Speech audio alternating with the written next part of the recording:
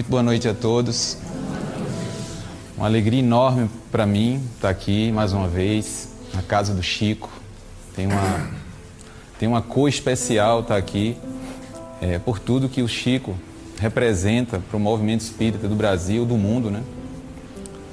E essa casa, na pessoa da Célia, que sempre tem o maior carinho com a gente, e eu me sinto honrado e extremamente feliz de estar aqui mais uma vez e falando de um tema que tem tomado uma boa parte do nosso tempo. Eu, como médico, neurologista e psiquiatra, e também como espírita, tenho procurado enxergar aquelas pessoas que procuram a nossa casa de trabalho espírita, no sentido de procurar auxílio para os seus problemas, e temos tentado ao longo desses últimos anos enxergar nas dificuldades dessas pessoas o que é que pode a doutrina espírita, enquanto filosofia libertadora que é, auxiliá-las a encontrar o caminho para a sua libertação. Porque todos nós que trabalhamos na seara espírita, somos simples instrumentos para que a mensagem que não é nossa, a mensagem de Jesus e dos Espíritos, possa chegar de forma menos maculada possível, pelas nossas imperfeições, a esses corações aflitos que procuram diuturnamente as casas espíritas. Então, por que é que a obsessão espiritual acontece? Mediunidade, obsessão, tudo isso é sintonia. Se baixamos a nossa vibração mental, atraímos para o nosso campo essas criaturas. Na pergunta 465 do Livro dos Espíritos, Kardec pergunta o seguinte: qual é o objetivo que existe de um espírito obsessor fazer o mal? O que é que ele ganha com isso? A resposta são dois subites, A e B. Na A ele diz o seguinte: o que ele ganha com isso é porque ele está infeliz e ele se compraz em ver você também infeliz. Aí eu fiquei meditando naquela resposta: como pode um espírito se comprazer, ele está infeliz, se comprazer e dar infelicidade do outro? E fiquei lembrando de nós mesmos. A gente vai fazer uma prova, passou o final de semana ali enrolando, chega na segunda-feira na prova e não estudou quase nada, deu aquela passada por cima. Diz: meu Deus, como é que eu vou fazer essa prova? Sendo que você chega lá, tem 2 companheiros que estudaram menos que você. Aí você fica naquela felicidade, pelo menos tem gente pior do que eu. Eu duvido que não tenha alguém que já tenha passado por uma situação igual. É essa a humanidade. Não estou sozinho. Eu vou me quebrar, mas pelo menos eu não estou só. Porém, tem alguns casos que vão além disso. São os cobradores de encarnações passadas. São criaturas que foram perseguidas, vitimizadas por nós, e que, encontrando agora e localizando o seu antigo verdugo, que somos nós, ele agora vai lhe perseguir até que você se desvincule dele através de quê? Da elevação da sua faixa de vida, de funcionamento de vida. Kardec indaga os espíritos como fazer para se libertar da obsessão. Ele praticando todo o bem possível, a resposta: praticando todo o bem possível e se entregando com toda a fé a Deus. Então, a prática do bem ainda é uma situação pontual na nossa rotina. Em geral, pelo menos nos pensamentos, baixamos muito e isso faculta essa sintonia. Mas há sempre uma via de saída. A via de saída é reconhecendo a nossa parcela de culpa, e isso eu digo para todos, para mim mesmo também, reconhecendo a nossa parcela de culpa, alçarmos o nosso pensamento ao plano astral, solicitando perdão àquelas criaturas que foram vitimizadas por nós. Porque nem mesmo o conhecimento espírita, se não for aplicado na sua vida, vai te impedir de sofrer pelo processo obsessivo. Eu já era espírita, isso há muitos anos atrás, e me ocorreu uma situação muito interessante. Comecei a ter pensamentos muito ruins e achava que era pelo excesso de trabalho. E de repente eram pensamentos que se misturavam aos meus pensamentos. Como temos a própria ciência da especialidade, recorri ao recurso do tratamento medicamentoso. Me incluí no guidelines, eu estou com esse problema de saúde, eu estou com a depressão, é leve, vou me medicar. Comecei a fazer o tratamento, seguindo estritamente o guia. E como não melhorava, recorri a um tratamento de ordem psicológica. Mas o acompanhamento psicológico também não surtiu efeito. Uma profissional excelente, mas depois de 1 ano de acompanhamento, até um pouco mais do que isso, ela já não sabia mais o que fazer. E eu ia dirigindo em direção à minha residência, de uma cidade a outra. Quando eu fui entrando na cidade, uma voz me disse: isso é obsessão espiritual. E eu respondi à voz: claro que não é. Eu sou médico, eu não posso pensar que tudo é espiritual, não. Mas nessa altura, eu já estava refratário ao tratamento. Não tinha melhora. Mas a espiritualidade tem sido tão compreensiva com as minhas próprias fraquezas que me deu outra chance. 2 dias se passaram, eu estava saindo de um prédio na cidade, vinha passando uma pessoa que eu raramente via. Ele olhou para mim e fez menção de que ia falar comigo. Aí eu olhei, achei estranho, disse: vem cá, você quer falar comigo? Ele: não. Você tem certeza? Ele: olha, é o seguinte, nós temos uma reunião no centro e já faz muitos meses que sempre aparece um grupo de espíritos e dizem que vão acabar com você, com o seu trabalho, que não vai lhe deixar em paz e tudo. Aí eu fiquei meio assim, olhando para ele e disse: e o pior é o seguinte, que tem um pessoal do outro centro, não sei de onde, de longe, que me liga, entra em contato, diz a mesma coisa acontece lá. Aí eu disse: rapaz, então aquela voz estava certa. Eu cheguei em casa, me sentei, sozinho no quarto, fiz uma prece, porque aquela que a gente faz no dia a dia, já às vezes, né? Você está cansado, se deita, faz aquela prece, né? Mas nesse dia eu fiz uma prece. Nesse dia eu fiz uma prece que vinha do coração. Não tinha nenhum aspecto cognitivo, não, era do coração. E nessa prece, eu me lembro até as palavras. Eu pedia perdão, disse: meu irmão, eu te peço profundamente da minha alma um perdão. Porque eu tenho certeza que eu te fiz um mal muito grande. Porque é impossível alguém fazer o que você está fazendo comigo se não fosse por um motivo muito grave.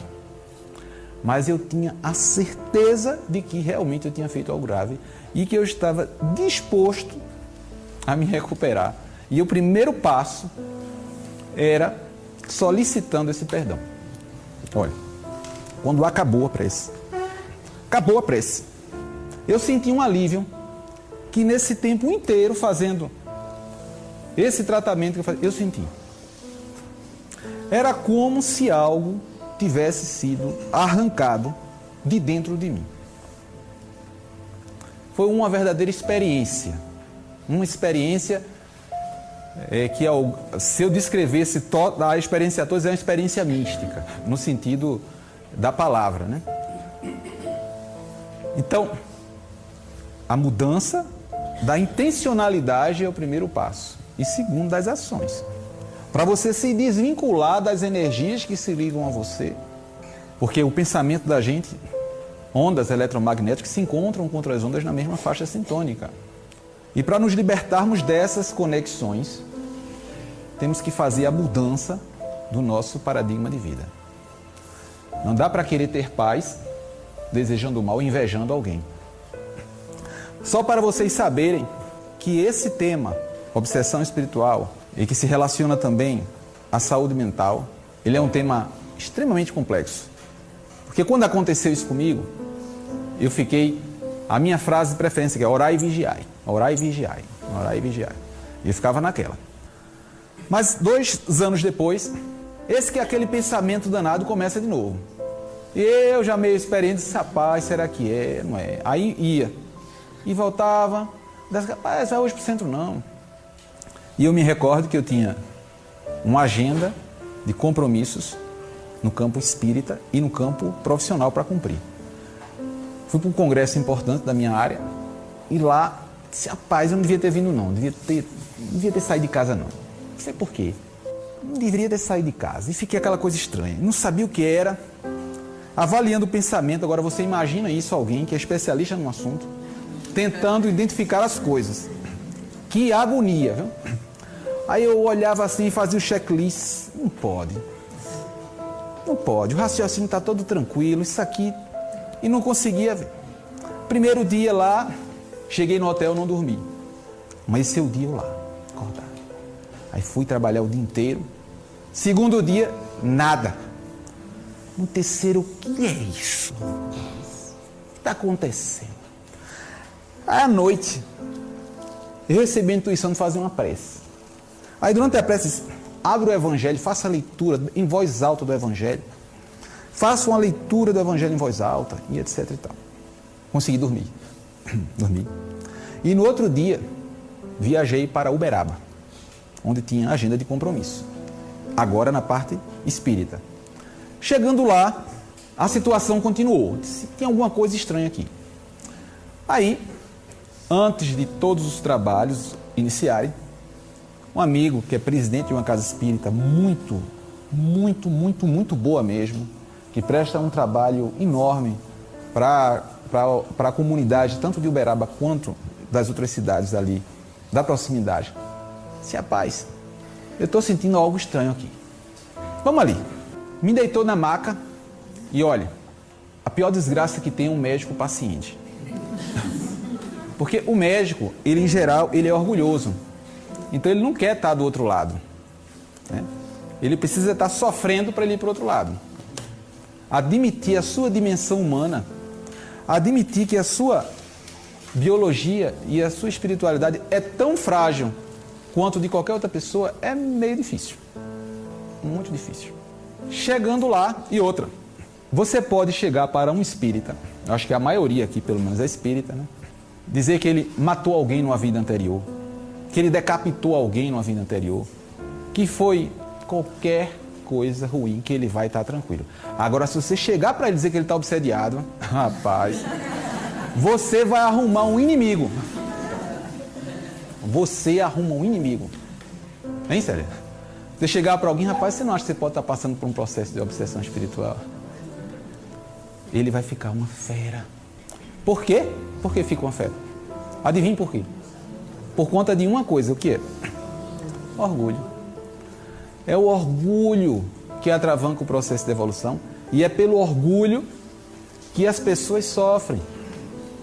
Você imagina, chega para a pessoa, está sofrendo tanto por quê assim? Com essa dor no peito, que não cabe no teu peito. Mas eu tenho um irmão que eu gosto tanto dele, mas ele fez uma coisa comigo. Eu não consigo perdoar, não. Não consigo perdoar. Daí não saireis até que pagues o último ceitil. Enquanto não nos equalizarmos com a justiça divina, que ela é perfeita, não lograremos ter a paz nos nossos corações. Eu me recordo que uma vez eu fazia um estágio num setor de doenças infecto-contagiosas. E tinha um paciente que era estivador, que estava na fase terminal da AIDS. Já bem emagrecido, com doenças oportunísticas, sofrendo muito. E ele sentia que estava chegando perto do seu final. E ele chegava para a gente conversando com muita humildade e dizia, olha, doutor, eu sofro aqui, mas eu sofro porque eu mereço. Eu não fui uma pessoa boa. Fiz minha mulher sofrer muito. E muitas vezes eu choro aqui quando vejo ela cuidando de mim. Porque todo mundo se afastou e ela continuou cuidando de mim. E ele ainda disse assim, minha mulher é uma santa. É uma santa e eu nunca enxerguei isso. Veja, pessoa doente, sofrendo com dor, uma pessoa simples e teve todo esse insight de perceber que aquela situação era para ele compreender tudo o que havia passado e que ele jamais alcançaria isso se não fosse através da dor. Da dor que é a mensageira para as ovelhas rebeldes. Mas tem pessoas tão orgulhosas que mesmo com dor, internados no hospital, dá coice na enfermeira. A enfermeira vai fazer a injeção para aliviar a dor, ele dá coice. Eu fui chamado já, olha, aquele paciente da enfermaria tal, ninguém consegue fazer a medicação dele não. Aí eu chego para conversar com o cidadão. Ô amigo, está acontecendo alguma coisa?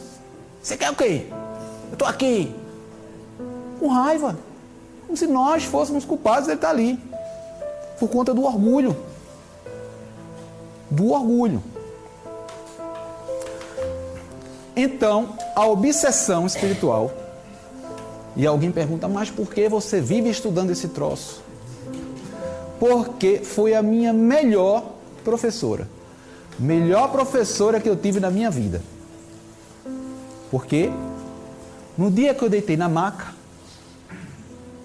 aí eu deitei lá, meio desconfiado, só estava eu e ele. Ele disse, não se preocupe, viemos mais cedo para não ter nenhum alarde. E o alarde por quê, meu Deus? 5 minutos se passaram, a entidade espiritual se aproximou e eu mesmo, através da psicofonia, ele transmitiu a seguinte informação: esse miserável aí, ele acha que vai se livrar de mim, mas não vai se livrar não, que eu vou acabar com ele. E era uma sensação horrível, horrível.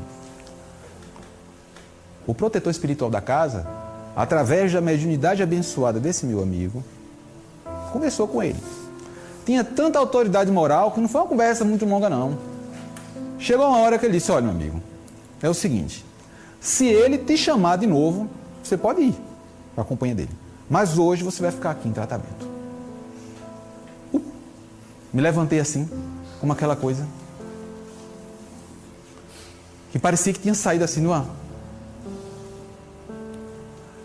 Ele disse, olha meu filho, se você quiser seguir adiante nessa tua trajetória, você vai ter que se cuidar muito mais do que você tem se cuidado até agora. E você vai ter que colocar os pés no chão e compreender que a relação com o invisível vai te exigir muito mais seriedade. Eu achava que já fazia as coisas de forma séria do que você tem feito até agora. E se quiseres realmente compreender os mecanismos que envolvem todas essas relações e de alguma forma ser um simples, muito simples instrumento para que os bons amigos espirituais possam auxiliar as criaturas que procurar-te-ão dentro desse campo, então, a partir de agora. E aí eu disse, agora tem que... Então, seguramente, se não fossem por conta dessas ocorrências, que me fez ver a situação de dentro para fora, eu não teria uma sensibilidade um pouquinho mais apurada para perceber as nuances do que acontecem nesse campo de interação entre a obsessão espiritual, quando ela acontece mesmo, de influência de alguma entidade em relação à pessoa, e a própria pessoa com todos esses construtos que foram sendo elaborados ao longo não só dessa, como de muitas existências.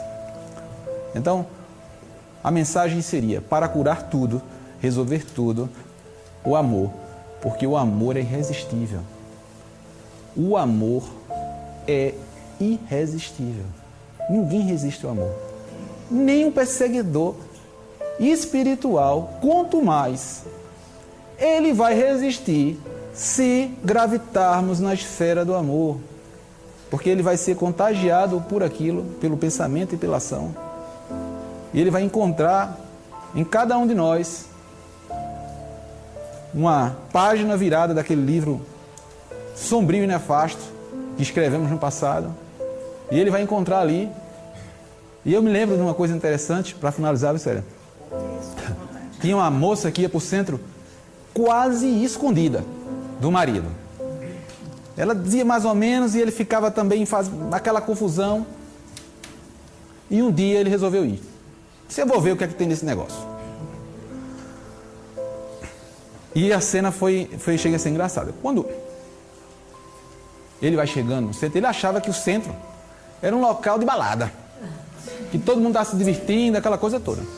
Sendo que ele inventa de ir para o centro no dia que tem assistência, o pessoal humilde, para pegar cesta, gente...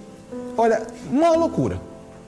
A marcação para as consultas, aquele negócio movendo. Gente chegando na cadeira de roda, o outro chegando na maca, o outro empurrando, aquele negócio todo. Quando ele chega, uma pessoa que ia chegando achava que ele era um trabalhador. Se meu filho vai ajudando aí a moça na cadeira de roda, e daqui a pouco ele estava lá buscando o povo, empurrando, entendeu? Ajudando lá. Depois de uns 15 dias ele disse, então é para isso que você vem? Ah, tá certo. Ele achava que era outra coisa, entendeu? Então, e ele disse, rapaz, tem que ajudar mais as pessoas, não pode ficar todo mundo olhando não, tem que ajudar. Então, veja, então, trabalho no bem vai contagiar. Trabalho no bem vai contagiar sim. A gente tem que ser ativo e ser muito proativo no trabalho para o bem. Pouquinho que a gente fizer já influencia ao nosso redor. Se conseguirmos isso, já é muita coisa. Com muita humildade e simplicidade, acreditando tudo que possa ocorrer, sempre a espiritualidade, porque é essa que é responsável por tudo de bom que acontece dentro da nossa micro e macro ambiência espírita. Agradecendo muito, mais uma vez, a minha amiga Célia pela oportunidade de estar aqui e desejando também ela que continue nesse trabalho firme aí à frente do Luiz Gonzaga.